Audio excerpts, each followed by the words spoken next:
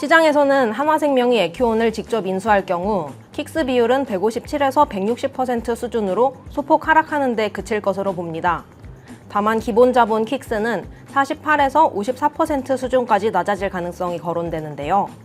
하단에서는 금융당국 권고치인 50%를 하회할 수 있습니다.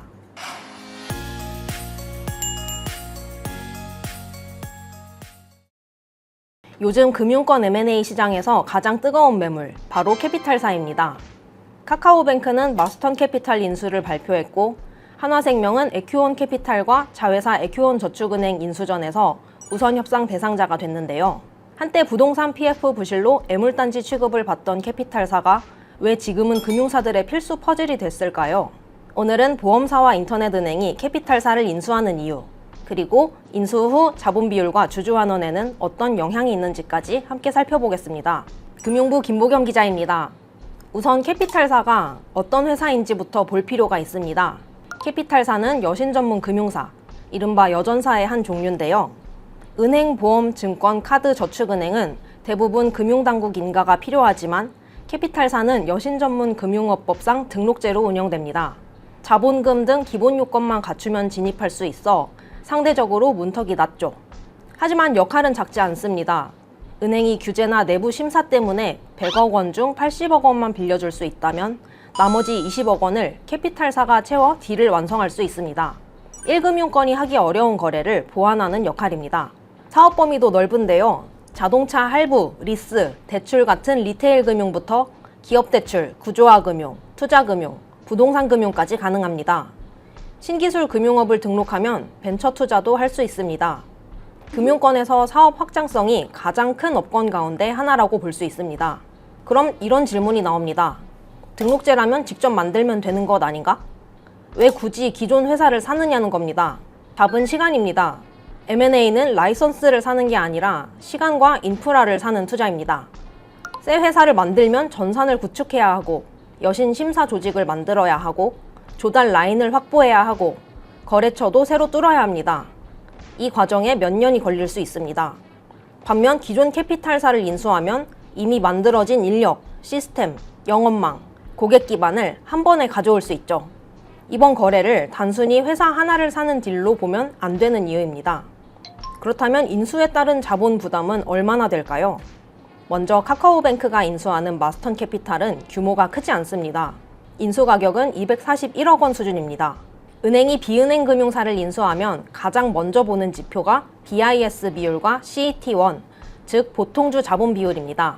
2026년 3월 말 기준 카카오뱅크의 BIS 비율은 16% 후반, CET1은 14%대입니다. 그럼 241억 원짜리 인수가 자본 비율을 얼마나 떨어뜨릴까요?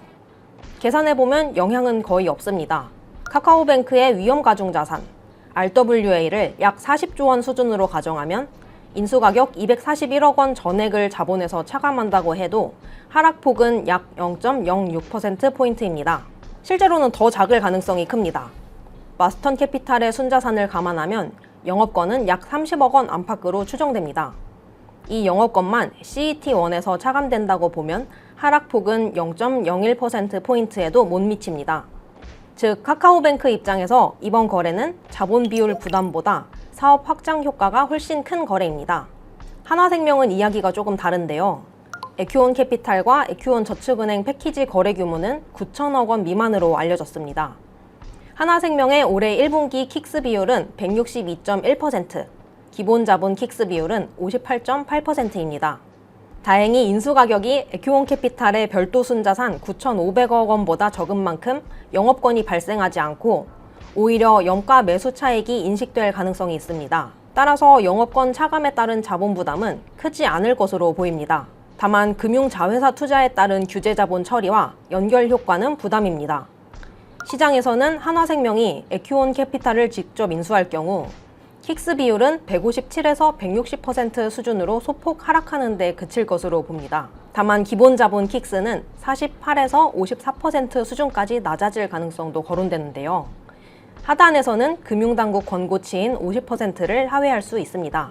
그래서 이번 딜 구조가 눈길을 끕니다.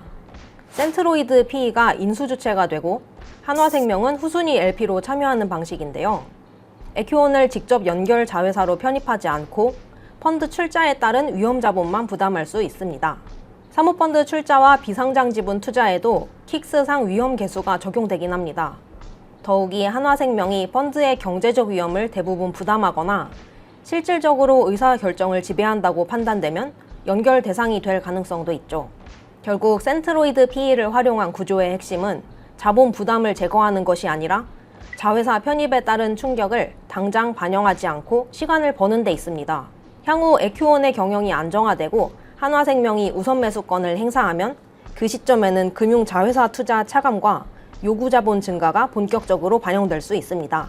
결국 한화생명 거래의 핵심은 인수 이후 기본 자본을 어떻게 관리하느냐, 후순위채 발행, 신종 자본증권 발행, 이익잉여금 적립 같은 자본 관리가 핵심 과제가 될 수밖에 없는 거죠. 승부는 인수 자체가 아니라 인수 이후입니다. 카카오뱅크는 모바일 플랫폼과 캐피탈 사업을 얼마나 빠르게 연결하느냐가 관건이고, 한화생명은 기본 자본 부담을 어떻게 관리하면서 수익성을 끌어올리느냐가 핵심입니다. 결국 지금 금융권의 캐피탈 인수전은 단순히 몸집을 키우기 위한 경쟁이 아닙니다. 자본 부담을 감수하면서도 새로운 수익원을 확보할 수 있는지, 그리고 그 부담을 관리할 체력이 있는지를 놓고 벌어지는 전략적 투자라고 볼 수 있습니다. 오늘 이슈는 여기까지입니다. 다음에도 금융권 소식 더 빠르고 더 자세하게 전달드리겠습니다.